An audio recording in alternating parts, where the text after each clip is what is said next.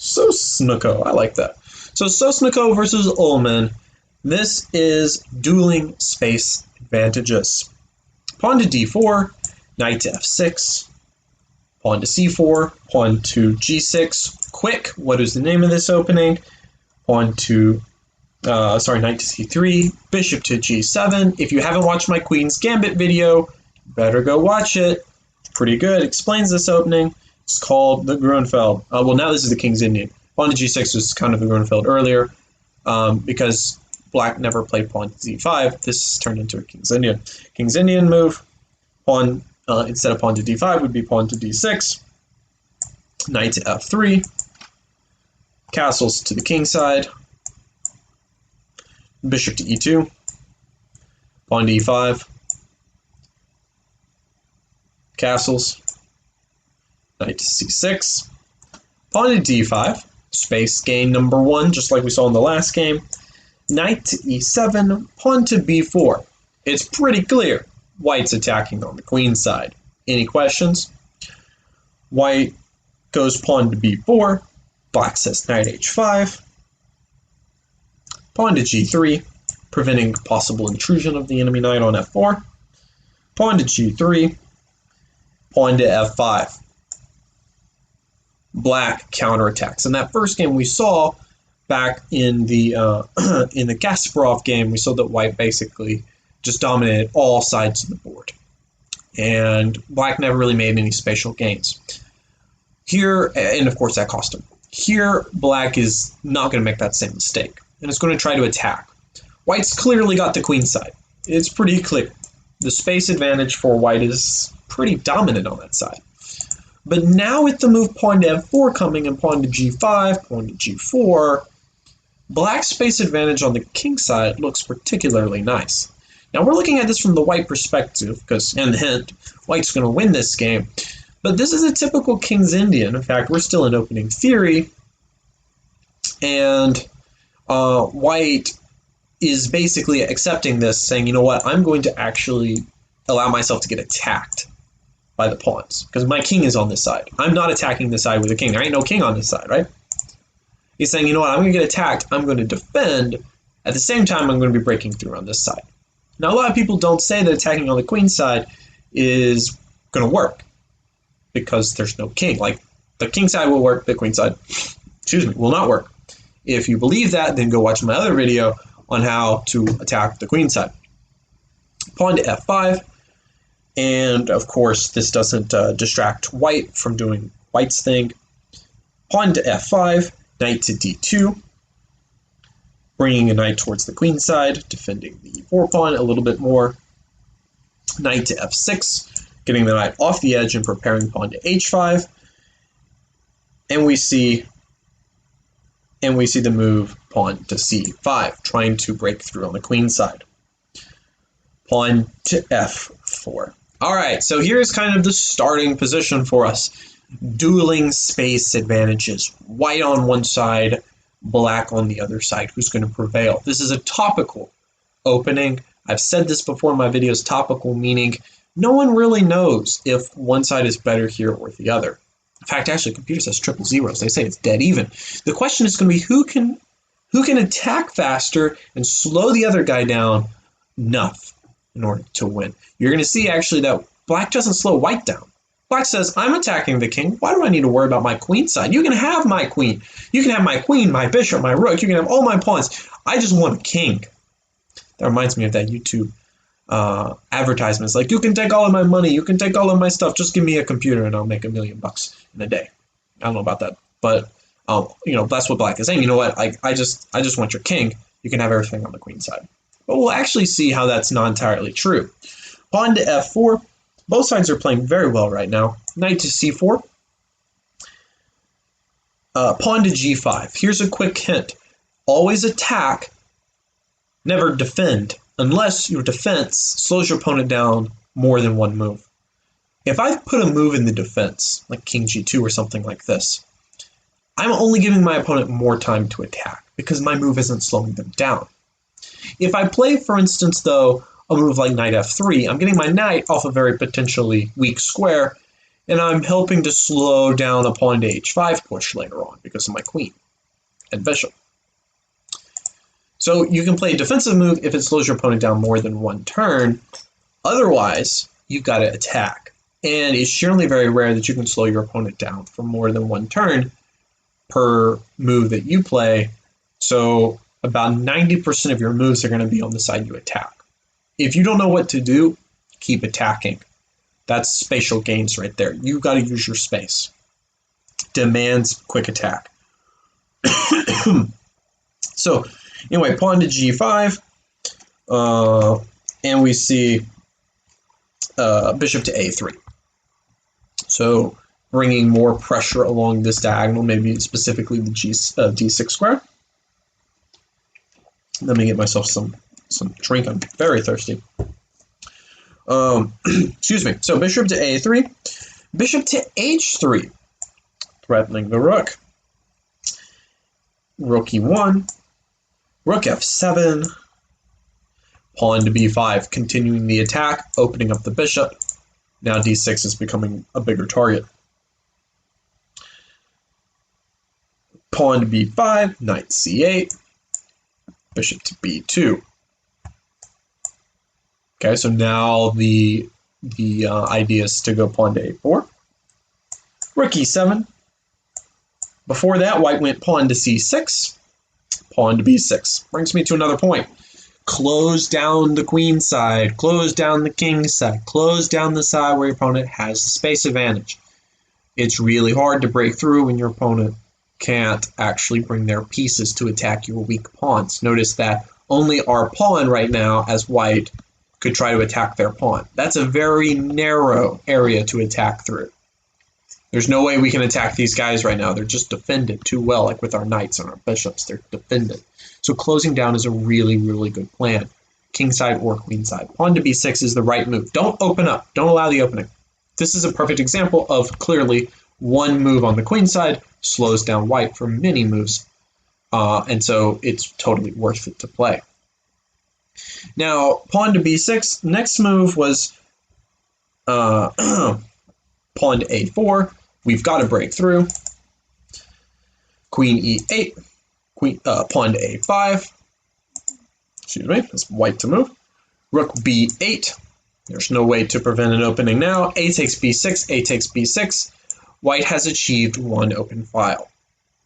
This is enough for him to take home the advantage. Oh, excuse me, this whole game is white losing. I'm totally thinking of the wrong game. I should have said that. So my bad on that. Anyway, pawn a takes b6, a takes b6, rook a3. Although I will say the computer at this exact moment is giving white nearly a full pawn edge and is saying that white's doing very well. Doesn't believe in black's plan. But anyway, he does end up blundering later on. I was thinking about the wrong game apparently. Anyway, rook to a3.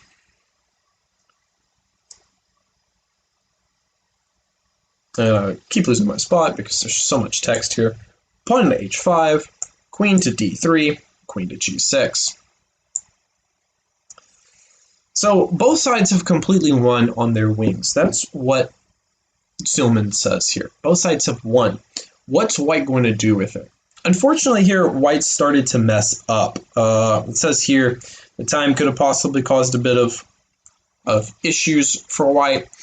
But here Ullman starts to prove his superiority and starts to take over this game. But I will say that if you play what the computer says top choice, again, it's still giving white nearly a pawn advantage here. So I would say don't look at this game and say attacking on the queen side is bad. Remember that if you know how to play it properly, if you've watched my How to Attack the Queen Side video, you're going to know exactly what you need to do and you're going to do it well. So anyway, white doesn't exactly do it that well, probably because he didn't watch my video. That's my explanation. So rook e to a1, rook e8, rook a8, trying to break through. Rook takes a8, rook takes a8, rook f8. It's through this series of moves that the computer is starting to say the game is kind of more equal. It's already messing up just a little bit. And after this move, knight d2, now it starts to swing heavily in black's favor because white's not making any more moves on the queen side. Starting to attack on the king side. That's where black has the massive advantage and where white's going to win this game. Bishop to f1. Bishop captures on f1. Knight captures on f1. Pawn to g4. Ooh, the overrunning is beginning. G takes f4. E takes f4. Opening up a line. I suggest you never do this. Black is going to break through with pawn to g3 at the right moment. And that queen is aiming at the king. Oh no. After after e takes f4, it went queen c4, which looks like a very suspicious move because when you're being attacked, get that queen into the defense. Get your pieces into the defense. Bring them closer to the king side. I have no idea what queen c4 is doing. Pawn to g3, like I predicted. H takes g3, f takes g3, f takes g3. Why are you opening up the game, white? I don't know. h4, now the computer's saying totally winning. Pawn to e5. I guess I sort of get it now. You see how the queen is aiming at the king. It takes, we're going to push this pawn and deliver a check. But it's just way too slow now. Bishop to e3. The queen is not controlling that square anymore. Now knight takes c3. This is a mistake because queen takes g3 check, knight g2. You're up a piece. Oh, excuse me. He went king h1. He didn't actually save the piece. King h1 was played. If he had gone knight g2, then I do believe actually this move knight to g4 is just the most straightforward. We're threatening queen f2, and that would be checkmate. King h1, queen h3, king g1, queen takes e3 with check. Might as well bring it in with check. King h1, queen h3, king g1. And white resigned without waiting for the winning move, which again is still this move knight g4. White can resign if he hadn't already. A move like queen e2 is the most logical move you can play because it prevents queen h2 checkmate. But now after the move rook f1, a beautiful checkmate. Oh wait, it's not checkmate. Queen takes f1. I don't get it. Oh, queen h2 mate. So that's why white resigned. Attacking on both sides. I know it looks like white got overrun. White did not continue attacking on the queen side. Black was able to keep going. White opened up his king side. Black did not allow the opening. So remember those as the rules. You want to keep things closed on the side your opponent's attacking for as long as possible. Closed equals slower.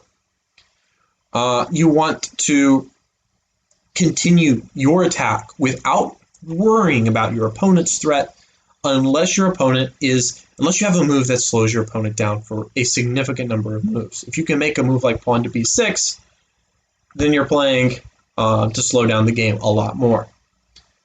Oh, if it's not Zugget in the chat, hello, welcome in. Yes, I know you are a big fan of the King's Indian, and I think we've had a few of those games. The King's Indian does win. Is it a forced win? I'm not sure about that, but here it's a nice victory. Bayonet attack was unable to challenge it. So this was a nice game between, I believe Sanosko would be a grandmaster, but Ullman, of course, being one of the strongest grandmasters from Europe, I guess, in the late 1900s. I've heard the name around quite a bit, and it's another one of his masterpieces. A great game from him. So anyway, that is dueling spatial advantages, and I want to hop into one more example with you, and that's going to be the kind of the opposite of the first example. The first example showed how one side was able to overrun the other with a big space advantage. Now I'm going to show you what happens when you're in a space advantage and how to fight against it. So kind of how to break through that space advantage. So let me go ahead and update this. Here we go. Pawn breaks to break space. That's what we're going to be talking about today.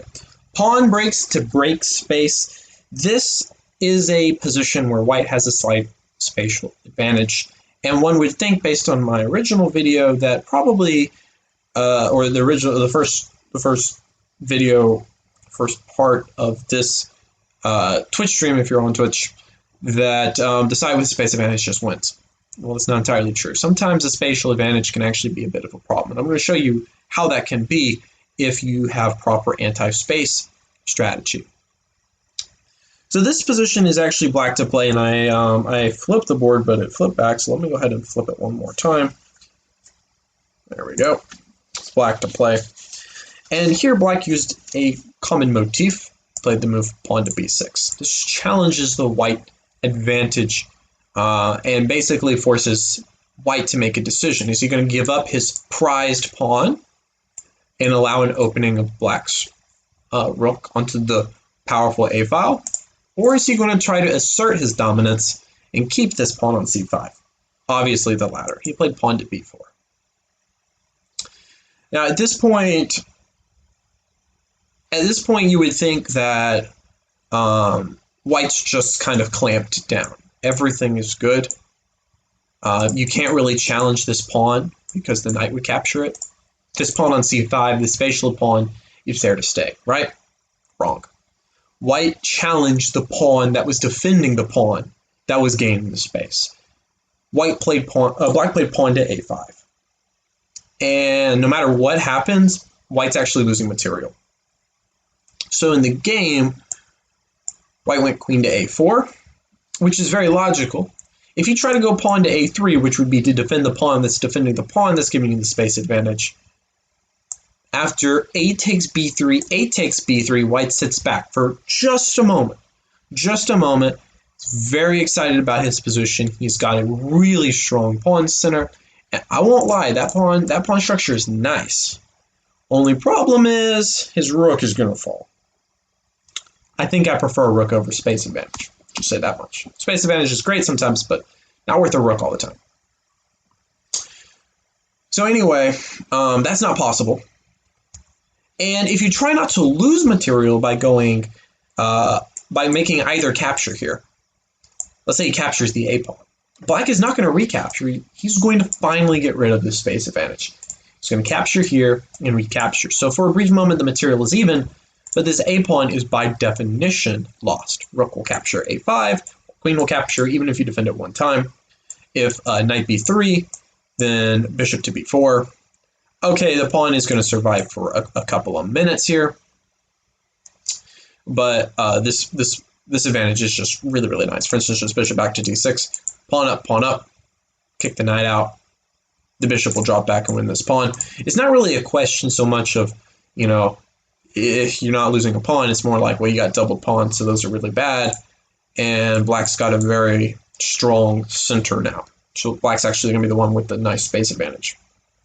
So because of that, queen to a4 was played, and black, of course, continued to mount the pressure. Bishop to a6, which unpins this pawn. You cannot, of course, capture because the queen would take your rook. Bishop to a6, pawn to a3, thinking that he's finally achieved this nice bind, only for black to play bishop b5, and after queen b3, to now go a takes b4. And unfortunately, black is, of course, preventing a takes b4. So queen takes b4, b takes c5, d takes c5, and now after knight a6, this c pawn will in fact fall. Queen to b2, knight takes c5. Black is simply up a healthy pawn, and he went on to win the game in relatively easy fashion.